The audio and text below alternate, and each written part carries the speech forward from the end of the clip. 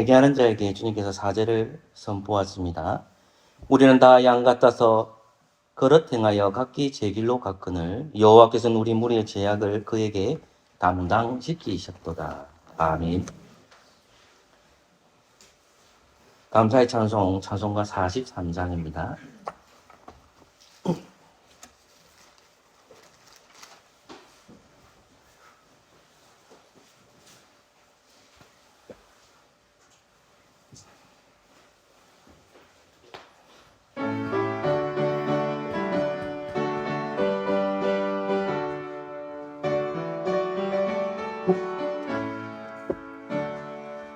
찬송으로 무너할 수 없는 근사를 주님의 영광 할렐루야 영예감의 무노한 그 부름 찬송해 주님의 영광 할렐루야 하나님의 나라 영광의 간송으로며 맑고 거룩한 대로 기쁨으로 나아가 주의 무정 앞으로 속히 걸어가겠네 주님의 영광 할렐루야 우리 받은 큰 은혜 말할 수 없네 주님의 영광 할렐루야 기쁜 찬송 부르면서 천국 가겠네 주님의 영광 할렐루야 하나님 찬송 부르며 맑고 거룩한 길로 기쁨으로 나아가 주의 보좌 앞으로 속히 들어가겠네 주님의 영광 할렐루야 잠시 후에 우리 모두 주를 보겠네 주님의 영광 할렐루야 영광스러운 보좌 위에 거룩하신 주님의 영광 할렐루야 하나님의 자녀 영광의 찬송 부르며 맑고 거룩한 예로 기쁨으로 나아가 주의 보좌 앞으로 속히 들어가겠네 주님의 영광 할렐루야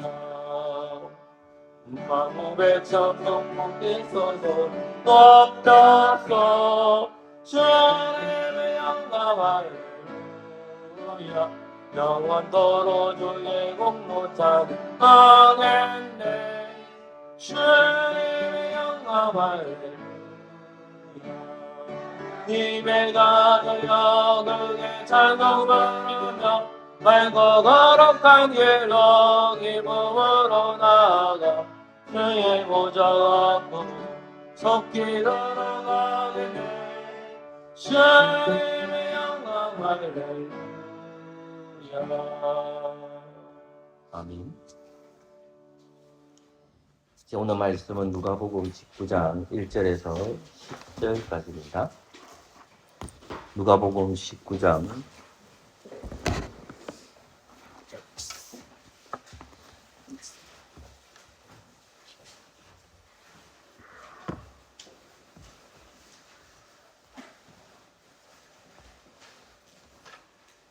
19장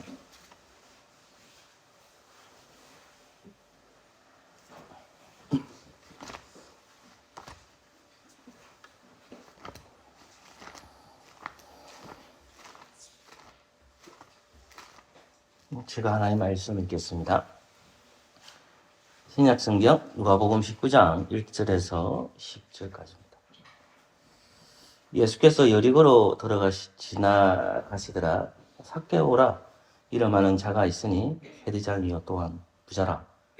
저가 또 예수께서 어떠한 사람인가 하여 보고자 하되 키가 작고 사람이 많아 할 수 없어 앞으로 달려가 보기 위하여 뽕나무에 올라가니 이는 예수께서 그리로 지나가시게 됨이라. 예수께서 그곳에 이르사 우러러 보시고 이르시되 삭개오야 속히 내려오라. 내가 오늘 내 집에 유하여야 하겠다 하시니 급히 내려와 즐거워하며 영접하거늘 무사람이 보고 수군결에 가로되 저가 죄인의 집에 유하러 들어갔도다 하더라. 삭개오가 서서 주께 여짜오되 주여 보시옵소서 내 소유의 절반을 가난한 자들에게 주겠사오며 만일 이것을 토색한 일이 있으면 내배나 받겠나이다. 예수께서 이르시되 오늘 구원이 이 집에 이르렀으니 이 사람도 아브라함의 자손이미로다. 인자에 온 것은 잃어버린 자를 찾아 구원하려 함이니라. 아멘. 기도하겠습니다.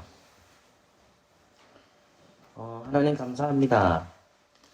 우리가 연약하고 부족하지만 2022년도 또 열심히 살다가 또 2023년 새해가 되는 시작하는 점에 또 주일을 맞이하여 예배를 드립니다.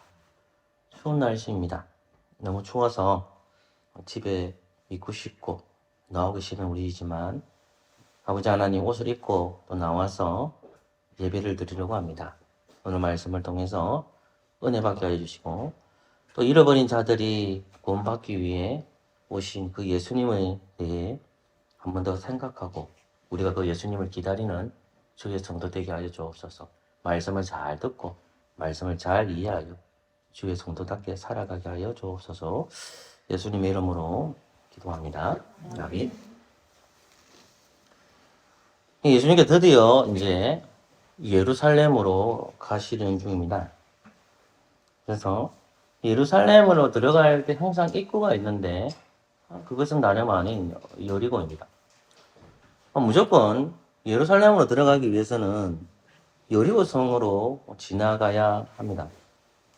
근데 오늘 본문에 18장 35절부터 43절 말씀을 보면 여리고에 가까이 오셨을 때에 소명을 한 사람을 만나게 됩니다. 우리는 끊임없이 예수 그리스도께서 인자로 왔다는 것을 가르쳐주고 그리고 누가복음에 있어서 가장 주제 구절이 저는 여러분들한테 19장 10절이라고 말했습니다. 누가복음의 가장 핵심이 뭐냐? 그것은 인자라는 것과 예수님께서 잃어버린 자를 찾아 구원하러 왔다는 것이 누가복음의 핵심 내용입니다.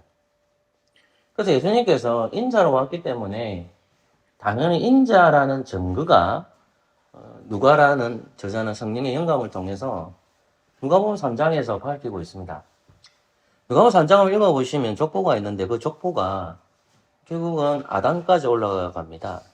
즉 예수 그리스도께서 새아담, 즉 인자로 왔다는 것을 강조하는 것이 족보를 통해서 근거를 잡고 있는 겁니다. 우리가 당신이 어느 시대 사람입니까? 라고 물어보면 족보를 찾아가면 다 알게 됩니다.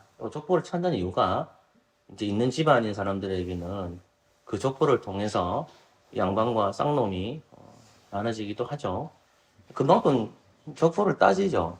그러니까 예수님은 인자로 오셨다고 하셨을 때에 족보만큼 중요한 근거가 되는 게 없습니다. 그래서 족보가 그만큼 중요하다는 말이에요.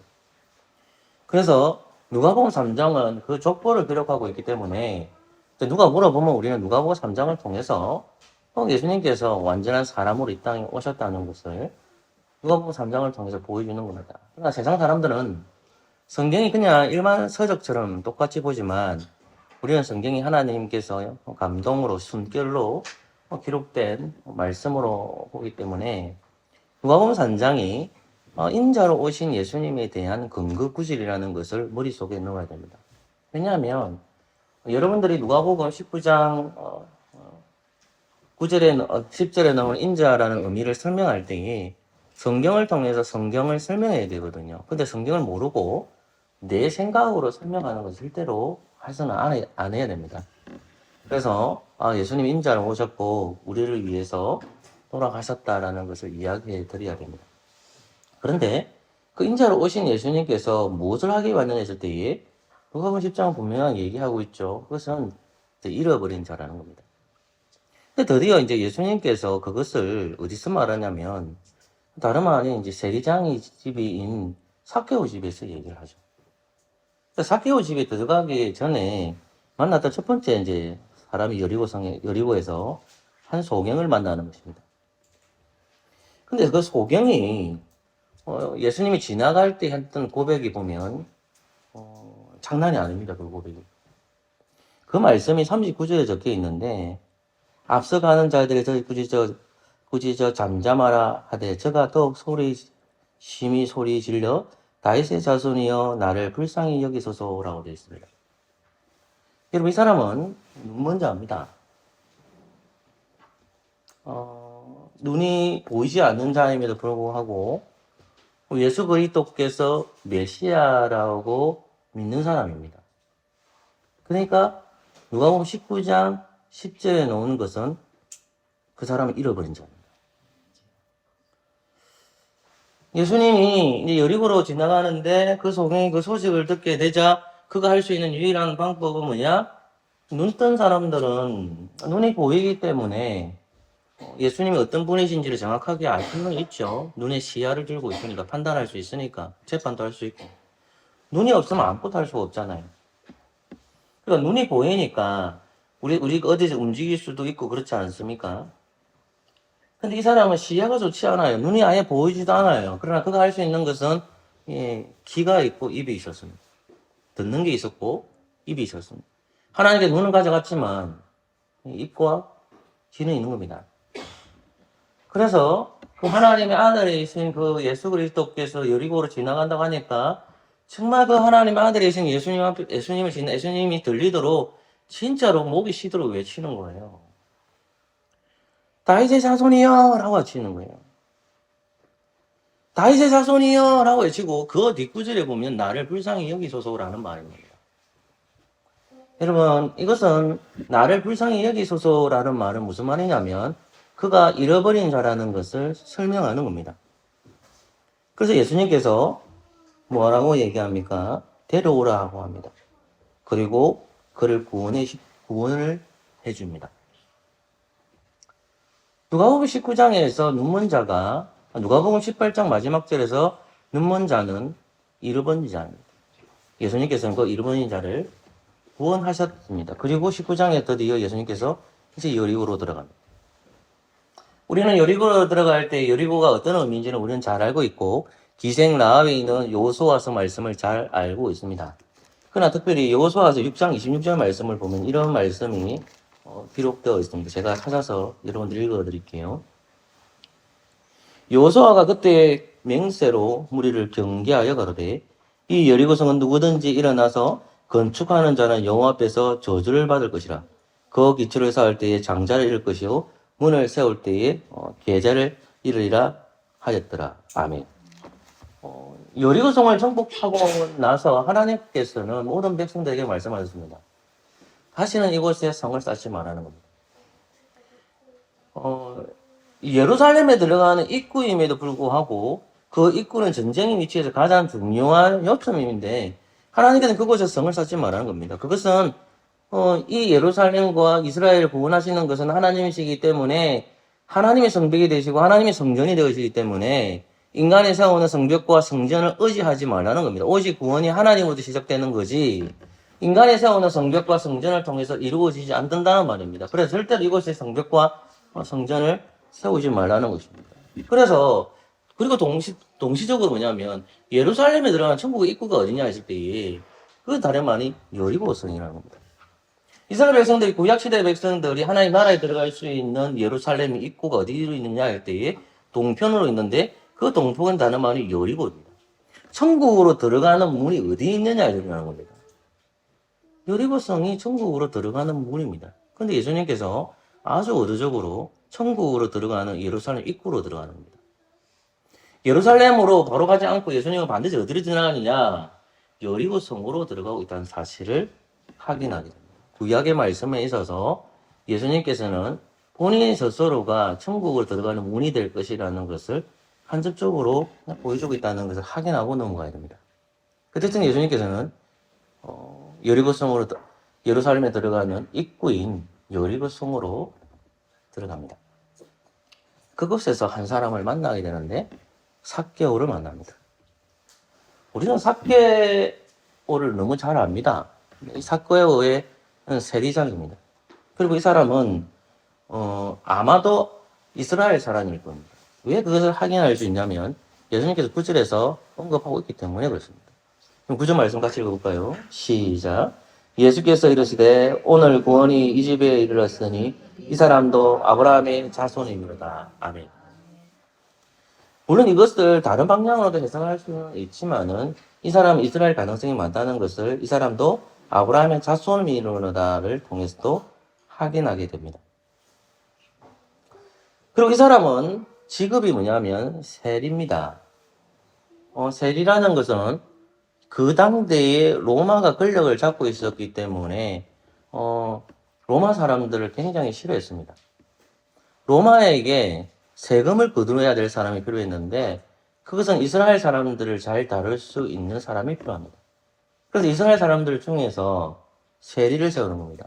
세금을 계산하기 위해서. 그래서 자기 동족을 등쳐먹는 분들이 대부분 세리입니다. 뭐 좋은 세리도 있겠지만 대부분 나쁜 세리들이죠. 그러니까 이스라엘 사람들이 가장 싫어하는 인물들이 세리입니다, 세리. 그 세리를 너무나도 싫어했습니다. 그런데 세리 중에서도 장이었습니다. 본문 말씀을 보면 세리장이라고 합니다. 그만큼 잘 나가는 사람이었다는 겁니다. 또 부자였습니다. 근데 이 사람은 특징이 뭐냐면 키가 굉장히 작았다는 것을 3절에서 확인하게 됩니다. 예수님이 오시니까 키 작은 사람은 어때요? 우리에게 키 큰 사람, 우리 남자분들은 대부분은 뭐 175 이상은 다 되지 않습니까? 그죠? 보니까 저 혼자 좀 키가 작네요. 남자들은 다 키가 크네요.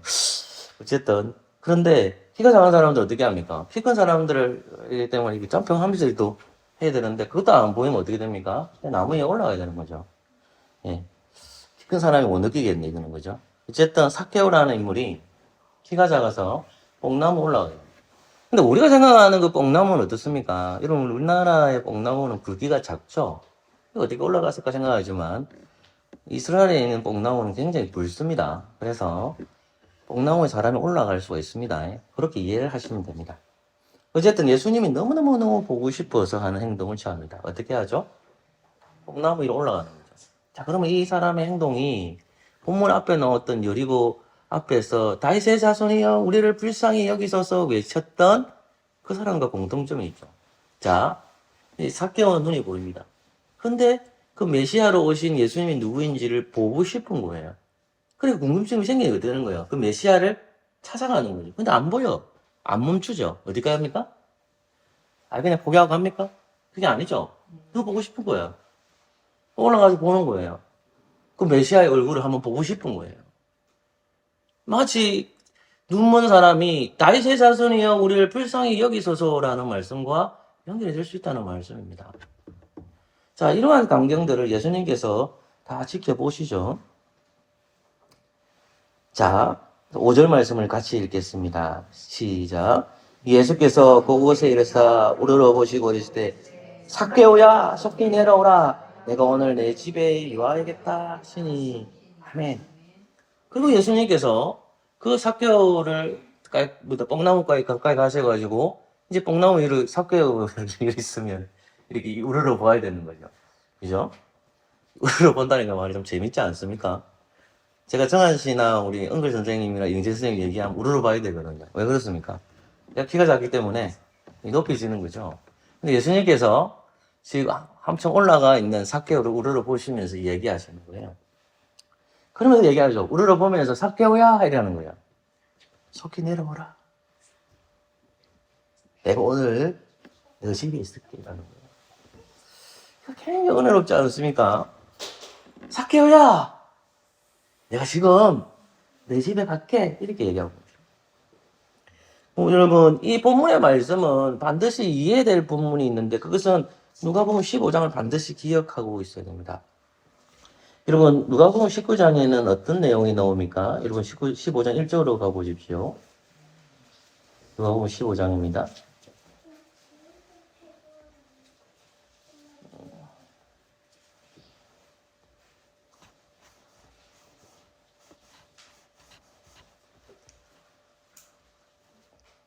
들으십시오. 미안합니다.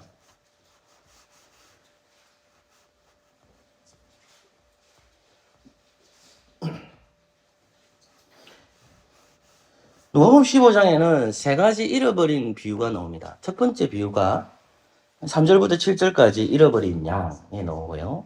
그 다음에 8절부터 10절까지가 잃어버린 드라크라마가 나오고 12절부터 32절까지 긴 구절이 여러분이 잘 아는 잃어버린 탕자에 대한, 잃어버린 아들에 대한 비유가 나옵니다. 근데 누가복음 그 비유를 하기 전에 1절, 2절이 억수로 중요하거든요. 1절, 2절 말씀을 같이 읽어볼까요? 시작. 모든 세리와 죄인들이 말씀을 들으러 가까이 나오 바리새인과 서기관들이 원망하여 가로되 이 사람 아멘. 이 말씀 대단한 말씀이거든요. 모든 세리와 죄인들이 어디로 나왔답니까? 말씀을 들으러 나왔다. 그럼 말씀을 누가 하는 거죠? 예수님이 하죠. 그래서 예수님께서 모든 세리와 죄인들이 있고 바리새인들이 있는 거예요. 근데 바리새인들과 서기관들이 원망하여 가로되 이 사람이 죄인을 영접하고 음식을 같이 먹는다 하더라 하면서 예수님께서 세 가지 비유를 얘기를 딱 하시는 거예요. 그게 뭐냐면 잃어버린 양, 잃어버린 드라크마, 잃어버린 아들에 대해서 말씀하고 있다는 것입니다. 그리고 이 말씀은 우리에게 어떤 것을 염두에 시켜줄까요? 예수님이 하나님의 나라에 있어서 누가 있습니까? 바리새인들과 서기관들이 생각하는 것은 세리와 죄인은 절대로 들어올 수 없습니다. 그럼 생각해보세요. 여러분의 집안의 원수가 같은 교회 다닌다 생각해보세요. 거기에 다니고 싶어요? 여러분들이 성도와 성도끼리 싸웠을 때에 대부분 어떻게 합니까? 교회를 다 떠나죠. 또는 저희들끼리 소화해놓고 교제해놓고 헤어지게 되면 다 어떻게 됩니까? 교회를 떠납니다. 근데 지금 예수님께서는 모든 세리와 죄인들이 하나님 말씀을 들어왔는데 바리새인들이 딱 입을 대고 있는 거예요. 하나님의 말씀을 들어온 거예요. 세리와 바리새인들 보세요. 바리새인들과 서기관들은 뭐 하는 겁니까? 하나님의 말씀을 전하는 예수님에 대해서 비평하고 비판하고 그랬던 사람들입니다. 전마가 진짜 메시아인지 딱 지켜보면서 주시하고 있는 겁니다. 율법을 갖다 대면서 네가 뭐가 똑똑해 하면서 지적질하는 사람들이 바리새인들과 서기관들이었습니다. 그러나 모든 세리와 죄인들은 어떻습니까? 그냥 하나님의 말씀 들으러 온 거예요. 모든 세리라고 했었을 때에 짐작하건대 삭개오도 있었을까요? 없었을까요? 저는 아마 있었을 거라고 생각합니다. 예수님은 세리와 죄인들이 같이 있죠. 하나님의 나라에 보십시오. 그러면 이제 우리가 생각해야 될 게 있죠.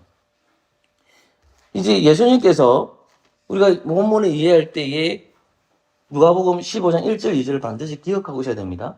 바리새인들은 하나님의 나라에 누가 못 들어오는 겁니까? 세리와 죄인들 못 들어옵니다. 근데 예수님은 세리와 죄인 들어올 수 있다 없다? 있다는 겁니다. 그죠? 그러면서 잃어버린 것에 대해서 비유를 하는데 그게 잃어버린 양과 잃어버린 드라크라마와 그리고 잃어버린 아들에 대해서 비유를 하시는 겁니다. 그런데 이 비유에서 문맥적으로 볼 때에 이 잃어버린 자는 누굴까요? 아까 제가 누가복음 15장에서 세 가지 비유 중에서 잃어버린 양, 잃어버린 드라크라마, 잃어버린 탕자라고 했잖아요. 그 잃어버린 그 자들이 사실 누굴까요? 문맥적으로 보면 15장 1절 2절 볼 때 누굴까요? 이 사람이 맞습니다. 제가 그걸 부정하는 건 아닙니다. 맞는데 문맥적으로 좀 더 가까이 갈 때는 뭘까요? 우리? 예, 맞습니다. 세리와 죄인들입니다. 잃어버린 자들이 세리와 죄인인 겁니다. 그러면 잃어버린 자들과 잃어버린 세리와 죄인들의 공통점이 뭐냐면 이제 그 공통점을 발견하게 되면 우리가 설교를 더 잘 이해할 수 있다는 것입니다. 여러분 제가 여러분들의 주보에다가 기록해 놨는데 한번 보십시오. 3번에 보면 잃어버린 자가 나옵니다. 누가복음 19장에 보면 예수님께서 인자가 온 것은 잃어버린 자를 찾기 위해서 왔다라고 하거든요. 그런데 해필이면 이 세리장이 삭개오가 잃어버린 자라는 거예요.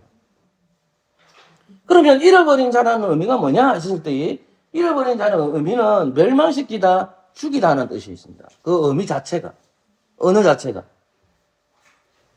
근데 이것을 다시 생각해 보면 심각하게 회복이 불능한 상태를 말합니다.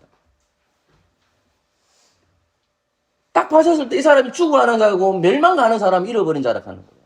소망이 없는 거예요. 심각한 상태예요. 회복이 불능한 상태라. 그 잃어버린 상태입니다. 그래서 누가복음을 읽어보면 이 잃어버린 자들이 나오는데 그들이 뭐냐면 두 번째 보세요. 잃어버린 자들이 장기, 가부, 어린이, 가난한 자, 세리, 죄인, 탕자, 늙은이, 목자, 병자, 장애인, 귀신 들린 자, 사마리아인, 이방인이에요. 누가복음 상황 이어를 입은 자.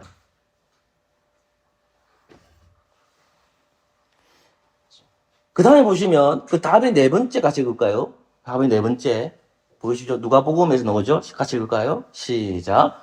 누가복음에서 잃어버린 자는 어려운 처지, 하나님과 멀어진 사람, 하나님의 약속을 사모하는 자, 자신의 연약함을 인정하는 자, 자신이 죄인임을 고백하는 자, 그리고 회개하는 사람이다.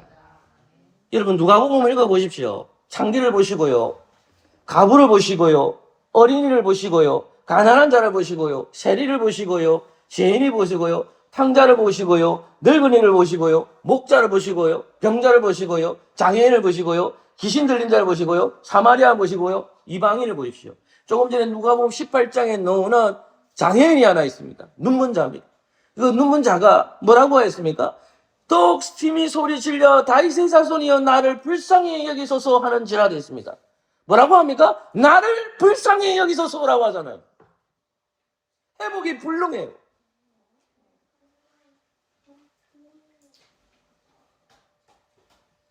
내가 회복할 수가 없습니다. 내가 죽은 상태입니다. 심각한 상태입니다, 주님. 다윗의 자손이여 나를 불쌍히 여기소서라고 하잖아요.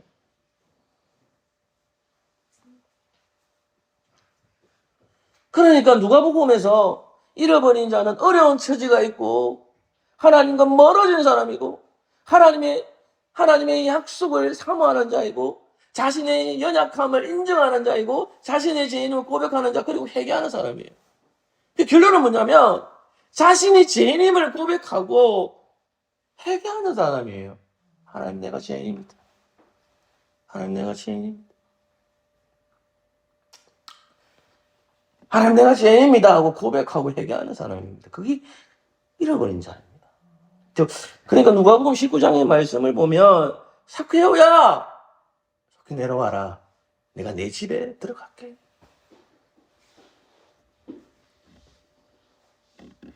아무도 들어보지 않는 그 세리장, 사람이 인정하지도 않고 남의 등쳐먹는 놈이라고 생각했던 그 삭개오에게 주님이 삭개오야 내려와라. 바리새인들과 서기관들은 또 죄인들과 같이 친해지네. 세리와 죄인들과는 하나님의 나라에 들어갈 수 없다라고 생각하는 그 바리새인들과 서기관들이잖아요. 우리가 그런 경계선을 꺼버리잖아요. 이런 사람은 안 돼. 저런 사람은 안 돼. 내 기준에서는 안 돼. 저도 목사이기 때문에 이런 목사는 싫어. 저런 목사는 싫어. 내 기준이 있단 말입니다. 그게 바리새인이에요. 근데 예수님께서 그 바리새인들과 서기관들이 제일 싫어하는 행동을 하는 거예요. 그래서 삭개오야? 삭개오는 우리를 보면서 삭개오야 내려오라. 내가 내 집에 들어갈게. 내가 네 집에 유하겠다. 그래서 삭개오가 어떻게 합니까? 급히 내려가서 즐거워하죠. 여러분 세례 요한이 뱃속에 있었습니다. 마리아가 가브리엘 천사를 통해서 듣게 되자 엘리사벳을 막 찾아갑니다. 그래서 엘리사벳의 집 문에 딱 들어가셨을 때에 그 엘리사벳에 있는 뱃속에 있는 세례요한이 뭐합니까? 기뻐 뛰놀더라 했습니다. 누가 들어왔기 때문에? 주님이 들어왔기 때문에 그렇습니다. 삭개오가 주님이 그 집으로 간다 하니까 되게 마음이 너무 즐거운 거예요. 바리새인들과 서기관들은 예수님이 자신들의 집에 가더라도 비판했고 비평했고 그를 메시아로 영접하지 않습니다. 그런데 이 삭개오가 어떠합니까? 이름은 자이기 때문에 주님이 내 집으로 돌아오니까 너무나도 기뻐서 즐거워하는 거예요. 그리고 그를 영접해요. 영접이라는 것이 뭔지 압니까? 여러분 테이블에 앉으면 앉아있어서 대접받는 게 영접입니다. 지금 예수님이 딱 들어오시면 예수님이 가만히 앉아있고 모든 그 시다발이를 하는 거예요. 그게 영접이에요. 모든 시다발을 누가 하느냐? 삭개오가 하는 거예요. 예수님이 왕이시고 예수님이 구주이시기 때문에 앉아 계시십시오, 주님. 내가 그 일을 하겠습니다. 그것을 짜증내고 싫어하는 것이 아니라 즐거워하면서 하는 것이 삭개오의 마음. 그런데 우리는 그 속에 나쁜 놈들이 있다는 사실을 확인합니다. 7절 말씀을 같이 읽겠습니다. 시작. 무사람이 보고 수군거려 가로되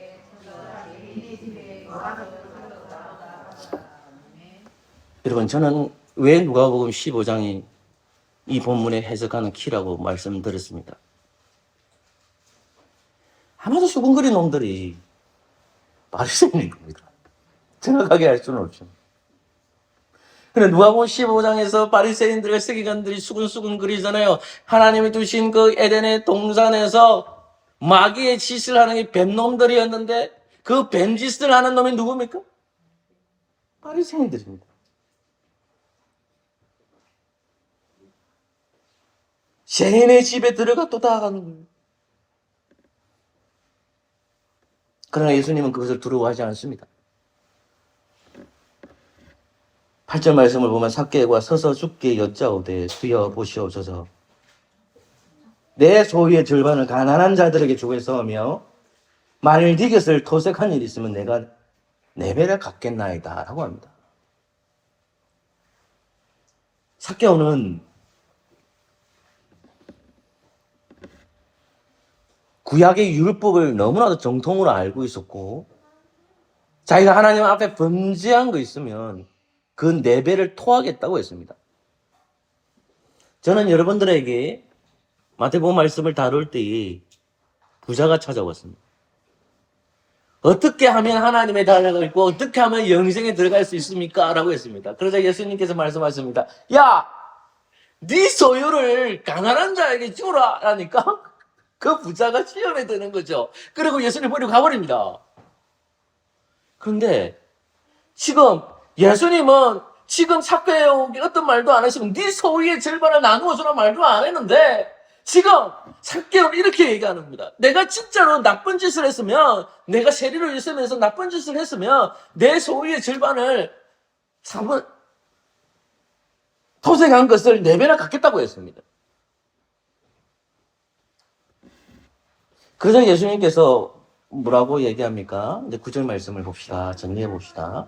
시작. 예수께서 오늘 구원이 이 집에 이르렀으니 이 사람은 아브라함이 아멘. 제가 이 설교를 준비하면서 왜 그렇게 한 사람이 생각납니까? 내가 왜 이 설교를 준비하면서 왜 그렇게 한 사람이 생각할까요? 오늘 돼 있더라. 오늘 구원이 이 집에 이르렀으니. 근데 그 한 사람이 안 왔어요, 오늘. 우리 조선희 선생님.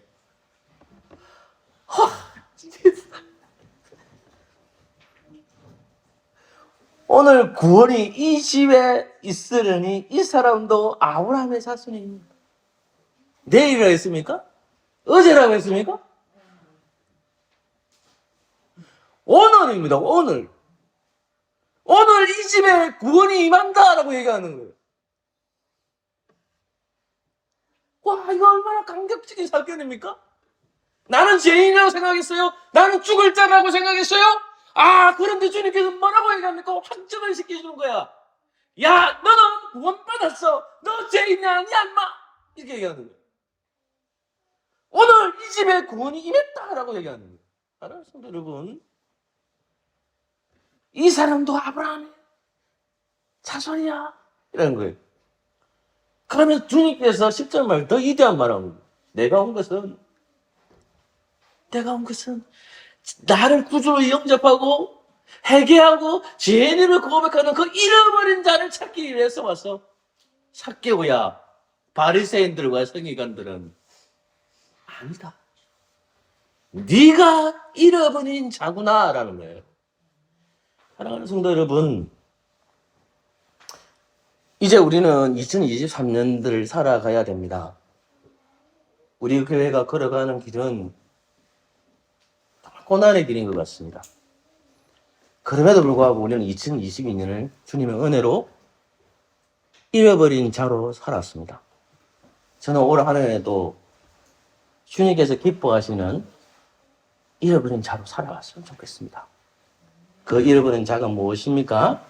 자신의 연약함을 인정하고 자신의 죄인임을 고백하는 자, 그리고 회개하는 자입니다. 주님은 그런 자를 잃어버린 자라고 합니다. 그런 삶을 살아가는 저와 여러분 되시기를 소망합니다. 아멘. 찬송가 313장입니다.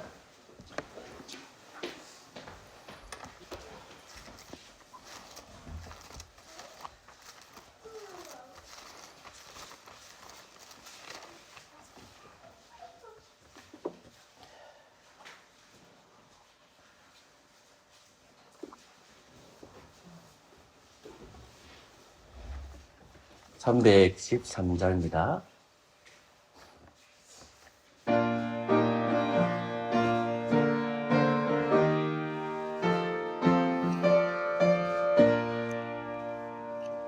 갈 길을 밝히와 애쓰니 저 빨리 나갑시다. 우리를 거저에서 거절하시니 죄포선 죄악 벗어나리 영원히 기뻐하여 주를 보겠네. 하늘에 계신 저 예수 영원히 성리니 우리를 원하시는 기쁘게 걷고 달려와세.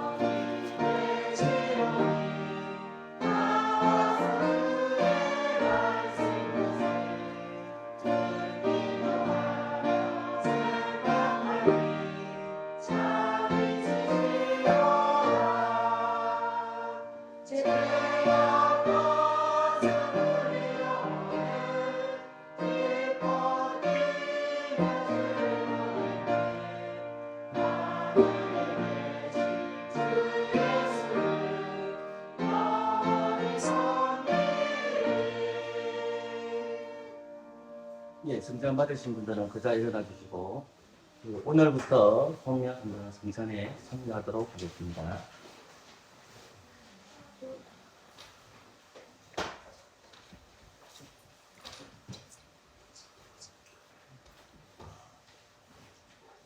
시편 23편 1절만 찬양하도록 하겠습니다.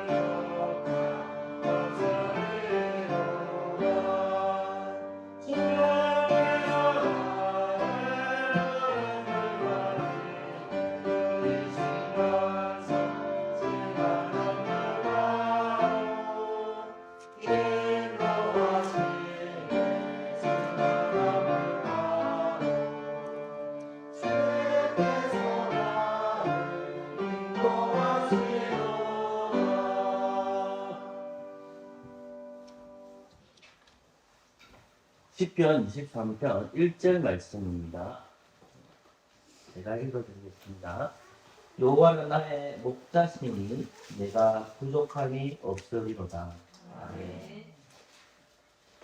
시편 23편은 다윗이 고백하는 시입니다. 여호와는 나의 목자시니 내가 부족함이 없다라고 고백합니다. 사랑하는 여러분, 예수님께서 그의 공생의 때에 떡과 포도주를 통해서 이것을 기념하라고 했습니다. 우리는 매주 예배 때마다 떡과 포도주를 기억합니다. 그리고 또 기념합니다. 왜 그렇게 할까요? 그건 선생님께서 명령하셨기 때문입니다. 그러면서 우리는 똑같이 고백해야 될 게 있습니다. 다시 고백과 똑같습니다. 여호와의 목자시니, 여호와는 나의 목자시니 내가 부족함이 없으리로다. 우리는 주님께서 우리에게 구원을 주신 것을 인정하고 살아야 됩니다. 인정하는 사람에게는 항상 필요한 게 뭐냐면 만족하면서 살아가는 겁니다. 부족함이 없으리로다. 그러니 떡과 포도주를 마실 때마다 잃어버린 자로서 주님, 내가 부족한 게 없습니다. 라고 고백하는 저와 여러분 되시기를 소망합니다. 아멘.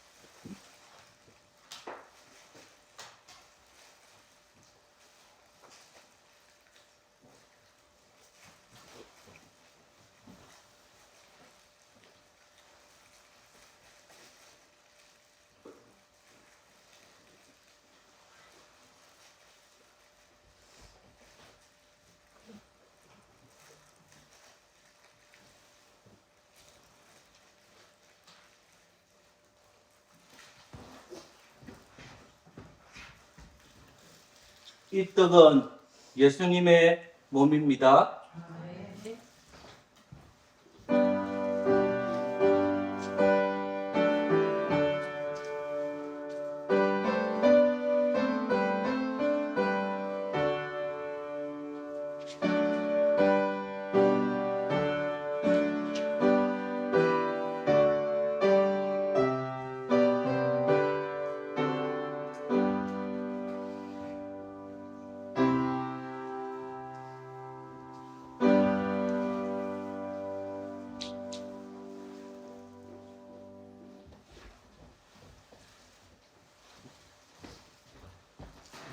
떡을 못 받으신 분 있습니까?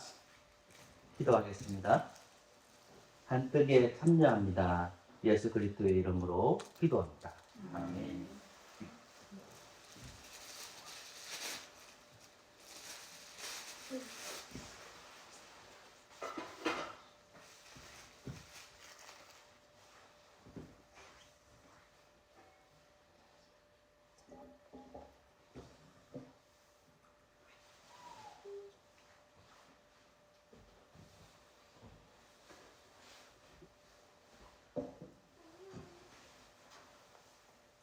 이 포도주는 예수님의 피입니다. 아멘.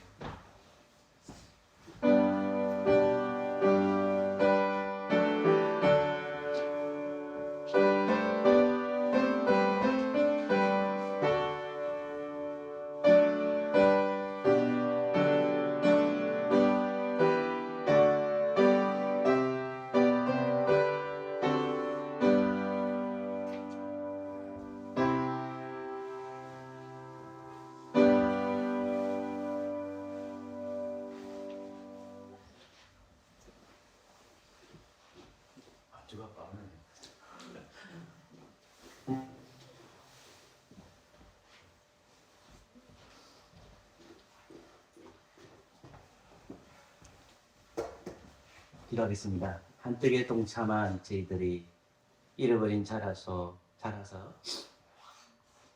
그리스도의 보혈에 참여합니다.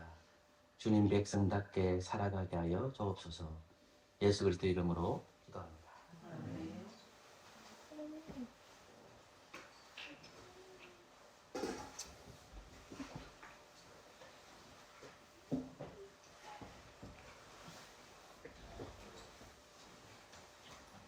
예, 시편 23편 2절과 3절을 구름으로 구정하도록 하겠습니다.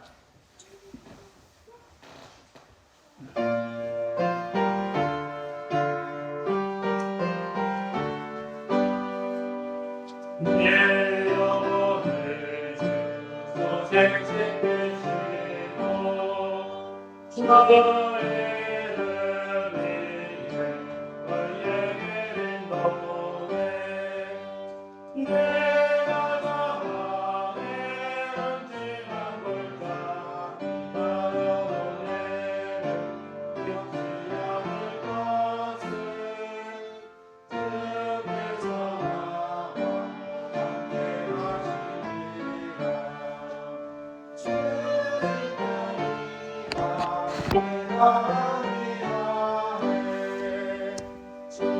주님께서 내 원수 목전에서 상을 차리어 주시고 이름을 나의 구원이 내 잔이 넘쳐 내 평생 선함과 인자하심이 나를 따르리니 여호와는 내 영혼을 살리라. 자리에 앉아주십시오.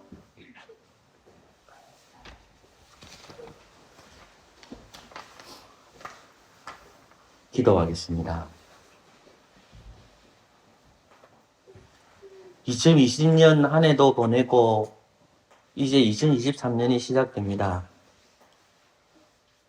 베스컴에서나 TV에는 보면 올해는 더 힘들 거라는 이야기들을 참 많이 합니다. 그러나 주님, 우리의 삶을 살아가면서 힘든 적 없었습니다. 그냥 살아가는 그 자체가 많이 힘들었음을 고백합니다. 저희 교회 성도님들은 재산이 많으신 분들이 주님 없습니다. 그래서 삶을 살아갈 때마다 경제적으로 힘들어하는 성도들도 있고 육신적으로 힘들어하는 성도들도 있습니다. 그럼에도 불구하고 이제 주님 안에서 복된 성도로 살아가게 해주시고 복음을 버리지 아니하고 하나님을 바라보는 인생이 될 수 있도록 은혜 베풀어 주시옵소서. 아버지 하나님, 저희 교회에 미소를 통하여 또 한 아이를 잉태케 주신 하나님 감사와 찬양을 올려드립니다. 언약의 자녀가 잉태되었사오니 부모된 자로서 성경을 읽는 것과 기도하는 것에 성실하게 해주시고 서항제 군도 교회와 또 기도를 통해서 예수 그리스도를 믿는 놀라운 은혜가 베풀어지도록 역사하여 주옵소서. 우리 이만 선생님께서 매주마다 교회를 출석하고 있습니다. 은혜 주셔서 구원의 감격 있게 해주시고 함께 예배 드릴 수 있는 은혜가 계속 있도록 역사하여 주옵소서.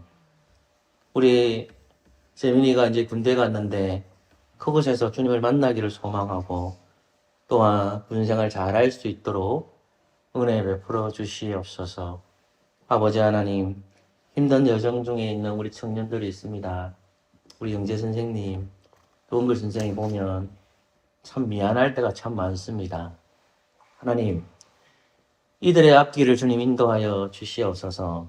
이제 30세이고 아버지 하나님 결혼할 나이기도 하고 또 살아가는 것이 참 힘들고 어려운 점들이 많은데 그런 소리 하지 않고 복음 안에서 주일학교 학생들과 또 부모님들이랑 어른들을 잘 섬기는 모습을 보면서 참 은혜롭고 감사했습니다. 아버지 하나님, 우리 영재 선생님, 우리 영글 선생님 믿음 안에서 굳건하게 생활할 수 있도록 도와주시고 직장 생활에 아버지 하나님 여름날에 들어가서 일을 하면 좀 나을 건데 겨울날 들어가서 고기 옮기고 또 감기 걸리고 힘든 모습을 보면서 마음이 쓰리고 아픕니다. 우리 영재 선생님 주셔서 하나님이 돌보아 주시고 또 부모님이 아직까지 그리스도를 믿지 못하고 있는데 우리 영재 선생님을 통해서 그리스도를 믿는 놀라운 은혜가 주어지도록 역사하여 주옵소서. 공무원에 걸려서 참 교회가 좋아했습니다. 그러나 가자마자 일들이 쏟아지고 힘든 점들이 많습니다. 그러나 모든 것이 하나님 섭리 중에 있다는 것을 우리 영글 선생님 잘 기억하게 해주시고 사랑하는 우리 문계정 성도님의 또 기쁨이기도 한데 아버지 하나님 우리 영글 선생님 영육간에 강건하게 해주시고 또 공무원 생활 잘할 수 있도록 은혜 베풀어 주시옵소서. 아버지 하나님 우리가 이 모양 저 모양 살아갈 때가 참으로 많습니다. 우리 젊은 청년들 이 교회 안에서 믿음 뿌리 잘 내릴 수 있도록 은혜 베풀어 주시옵소서.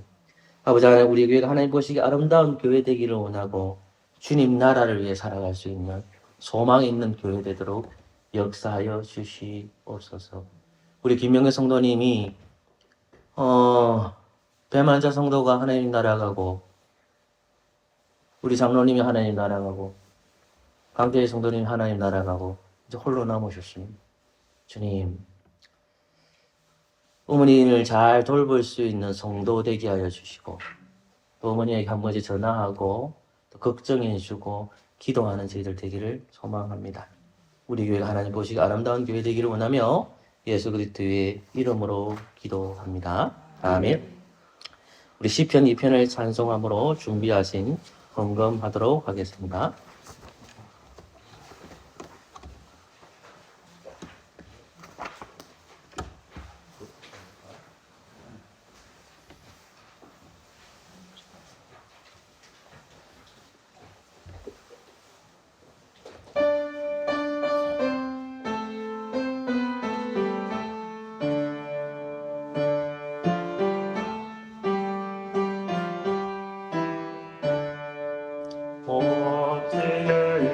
나라 그들이 온 너의 민족들이 가자꾸나 세상 문안들 가련들이 여호와의 많은 자들 적게 그 노래를 고백을 하는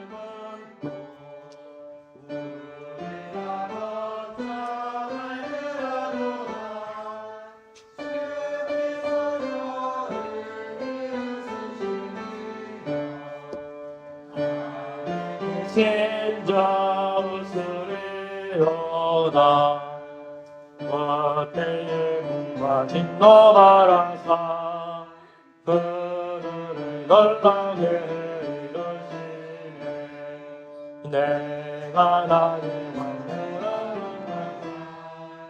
시온의 국대 세웠다니라 여호와 명령 내가 전하노라 주께서 내게 하는 내 아들 오늘날 내가 너를 낳았도다 내게 구하라 유원 주리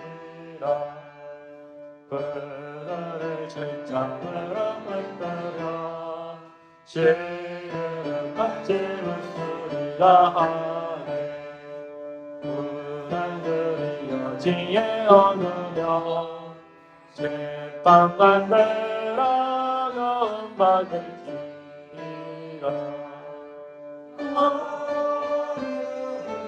나의 영으로서 선비와 달며 내려와라 그 하늘에게 이를 맞추어라 쉽게 위하러 복이 있도다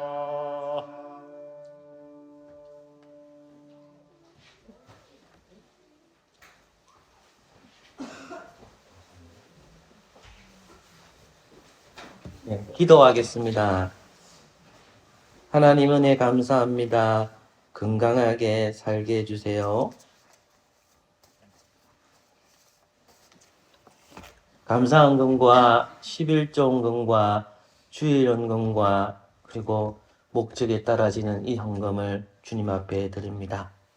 저희 교회는 3월과 6월과 9월과 11월은 특별헌금을 드립니다.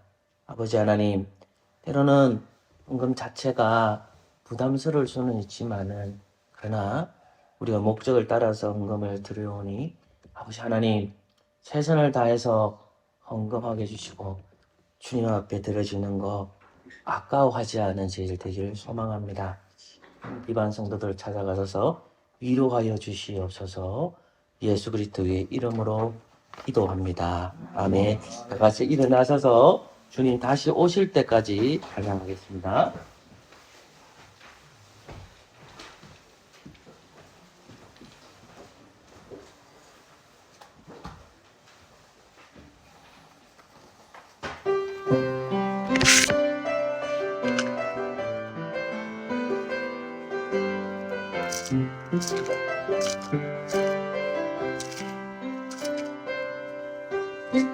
주님 다시 오실 때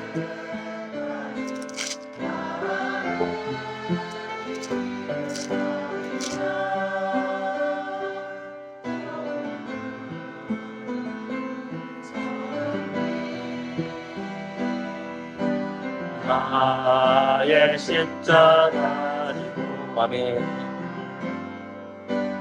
나의 가는 이 끝에서 나의 주님을 보리라 이 영광의 내 주님 나를 알아주시니 주님 다시 오실 때까지 나는 일어나 찬양하리라 영광은 땅과 벌게 나는 일어나 노래하리 내 사모하는 주님 온 세상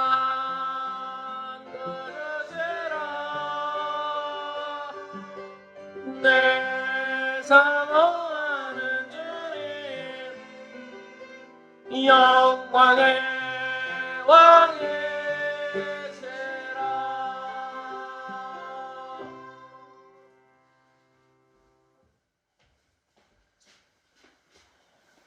주 예수 그리스도의 은혜와 하나님의 사랑과 성령의 교통하심이 늘 무리와 함께 있을지어다. 아멘.